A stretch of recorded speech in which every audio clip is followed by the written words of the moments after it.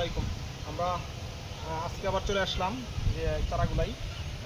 এক ভাই অর্ডার করছে যে ভাই আমার 4 ফিট 3 ফিট থেকে 4 ফিটের ভিতরে। আমরা প্রায় করে দেখলাম এটা 4 ফিট প্লাস হয়ে গেছে। আবার এখানে 5 ফিট 4.5 ফিট উচ্চতা হয়ে গেছে চারাগুলো। মাঝে মাঝে আমাদের এখান থেকে বাইসা বাইসা উঠেছি, চারা আছে প্রচুর পরিমাণে। ওই পাশে একটা জমি আছে, ওইখানে আর অনেক চারা আছে। চারাগুলো কোয়ালিটি আসলে দেখলে আমার কাছে খুব ভালো লাগতেছে। আজকে আসলে কত সুন্দর হয়েছে চারাগুলোর কোয়ালিটি, মাশাআল্লাহ খুবই সুন্দর হয়েছে চারাগুলো। এই চারাগুলো রোপণ করলে আশা করি 4 বছরে ফল দিয়ে দেবে।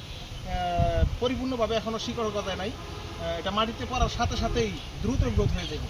এটা হচ্ছে আমাদের যে মালয়েশিয়ান যেই যাত্রা, লাল কালারের রামবুটান, এটা হচ্ছে ওই যাত্রা। আমরা নিজে হাতে বীজ ফল সংগ্রহ কইরা এবং বীজ দিয়া মাটিতে পরে আমরা চারাগুলো তৈরি করছি।